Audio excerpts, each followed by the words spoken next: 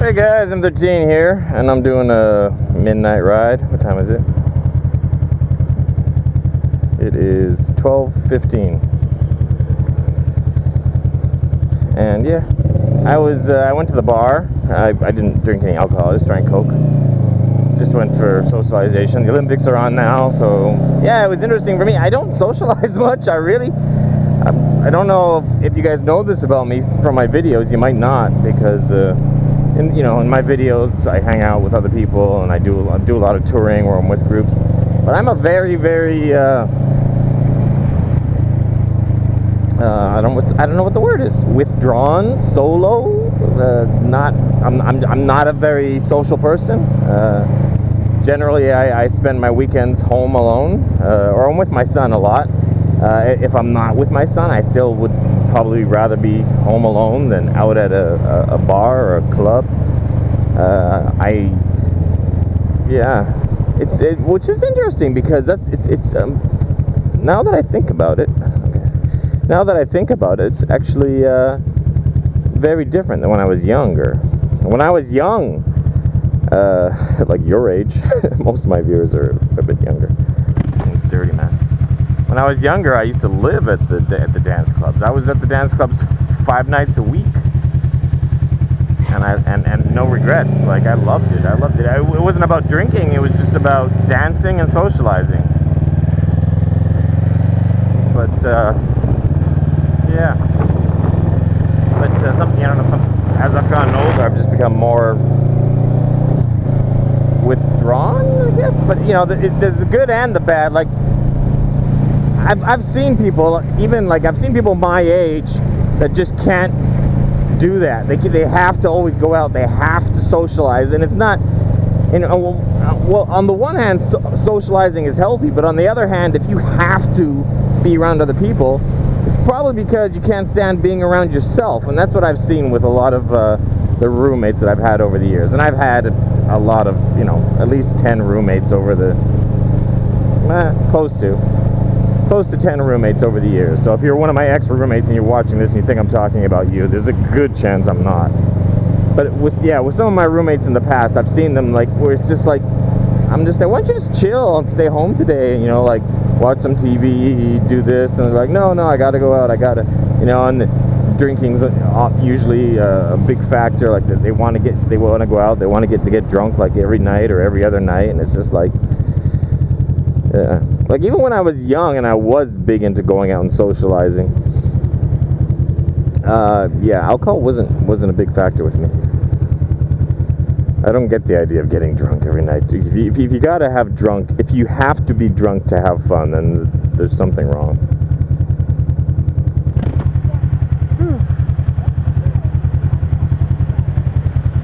It's always interesting going out late at night too, because I like seeing who's on the road at this time of night. I've said this in the past. I find that Taiwan is it's a very black and white, in the sense that people in Taiwan are generally extremely good or extremely bad. There's not many shades of gray. But in America and Canada, everyone's a little good, a little bad. They do some bad things, but they're generally good people. In Taiwan, it seems to be more black and white. And what I mean by that is you're generally either like a hard-working, non-drinking business person who's always in bed by 10 o'clock at night, or you're a full-on drug-dealing gangster who's out. Yeah. So at this time at night, the people on the street should only be the gangster kind. But we'll see. What am I doing? I'm doing 70.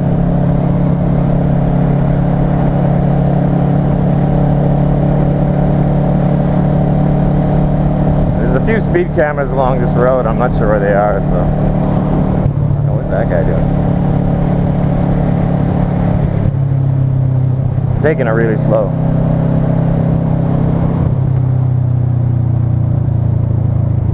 Yeah, this is it's a rare thing for me to be going out this time of night. And I apologize for not wearing a jacket. I literally couldn't find a motorcycle jacket. I'm not sure where my motorcycle jacket is. I think when I finished my last tour I didn't want to wear it because I was like too hot, and I threw it into the seat of one of my other motorcycles. And so yeah, I altogether right now I have 6 motorcycles in my name.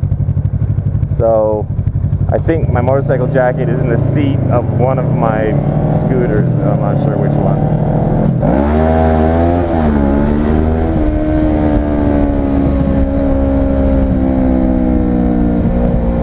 I'm pretty sure there's a speed camera right around here somewhere. I'm not sure where it is though.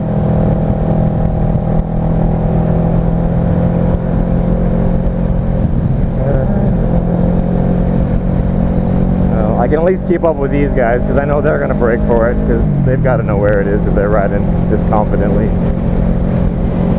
That's the thing is, you know, if you're in a foreign country or something and you don't know, and there's, well, if you're worried about speed cameras, you just look for someone else to take the lead, really. I do that a lot on the dangerous mountain roads in Taiwan.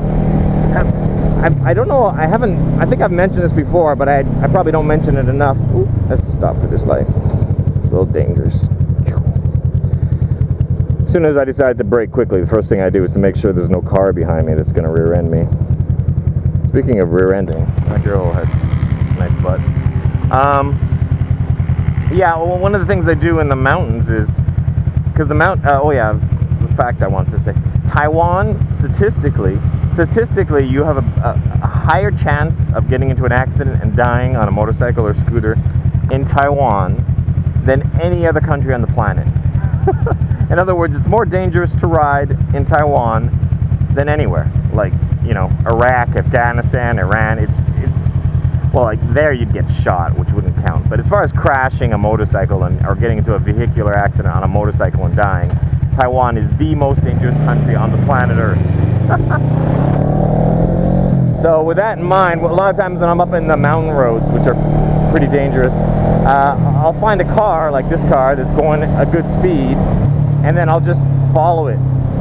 And I use it as a blocker. That way, and the mountain roads are narrow, and you get a big concern on the mountain roads is an oncoming car being in your lane. So going around a blind corner and having a car coming at you head on in your lane. Ooh, look at that. Looks like a scooter with a roof on it. Oh, there's a big bike. This is funny, like, there's been a few times in my life where I've done what I'm doing right now, and that is riding slow. I mentioned this in a comment recently, and I apologize in advance because this is going to sound like bragging. But yeah, there was one time I was on a smaller motorcycle, 150cc motorcycle, not a scooter, but a motorcycle, and it was a 2-stroke, so it had a little bit of power. It was the equivalent of like a Ninja 250, power-wise. And I did like a whole lap around the country, and then at the end of when I'd gotten back to my home after like days and days of riding, it occurred to me that not once in those days of riding did someone pass me. Like in this video we've just seen earlier on, that car passed me, and then and a couple of motorcycles passed me. So I'm talking, that's what I mean. What just happened to me 3-4 times did not happen to me once in like 50 hours of riding. That's just how aggressive I would ride. I would always just be either full gas or braking hard, full gas or braking hard, and I did that all the way around the island. Yeah.